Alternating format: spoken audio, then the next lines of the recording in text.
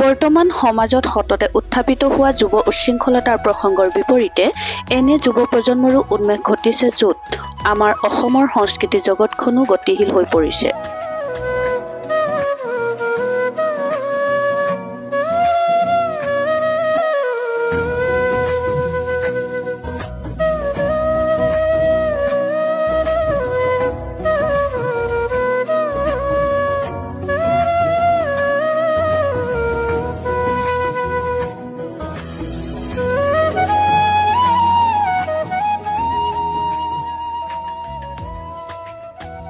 যুৱ প্ৰজন্মৰ ডেৰগাঁৱৰ দীঘলীপাৰৰ অৰ্পণ দাসেও অসমৰ সংস্কৃতিৰ উত্তৰণৰ বাবে যেন ব্যস্ত হৈ পৰিছে।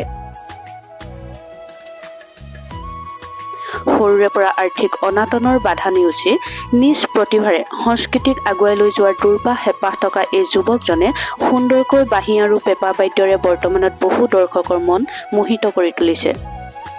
বিগত বৰ্ষবোৰত অৰ্পণে বিহু মঞ্চত পেঁপা বাদন, ভাওনা আৰু দিহানামকে আদি কৰি বিভিন্ন অনুষ্ঠানত বাঁহীৰ সুললিত সুৰেৰে দৰ্শকৰ মন জয় কৰি আহিছে।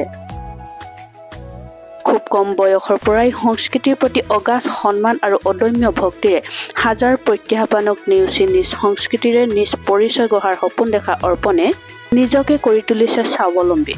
সমাজৰ অন্য যুৱকতকৈ পৃথক ৰূপে নিজকে গঢ়ি তুলি এক সুন্দৰ নিদৰ্শন আগবঢ়াইছে অৰ্পণে। মোৰ ঘৰ ডেৰগাঁৱৰ দীঘলীপামত। মই সৰুৰ পৰাই বাঁহী বজাব লৈছিলোঁ। বাঁহীৰ লগতে পেঁপাও বজাওঁ আৰু অন্যান্য বাদ্য বজাওঁ। তাৰ ভিতৰত বেছি ভাল লাগে বাঁহীটো আৰু পেঁপাটো। পেঁপাটো অতি কম বয়সৰ পৰা মই বজাবলৈ লৈছিলোঁ। এতিয়াও বাৰু মই বেছি বিশেষ বয়স হোৱা নাই মোৰ বৰ্তমান 17 বছৰ। মই ক্লাছ 2ৰ পৰা মই বাঁহী বজাব ষ্টাৰ্ট কৰিছিলোঁ আৰু লগতে পেঁপাটো বেছি দিন হোৱা নাই, 2-3 বছৰ হৈছে। এনেকৈ আৰু বহুত সমস্যাৰ মাজেদি বাঁহীটো বজাব লৈছোঁ। মানে ইটো সিটো প্ৰগ্ৰেম কৰিব যাওঁতে বহুত সমস্যাৰ সন্মুখীন হ'বলগীয়া হয়।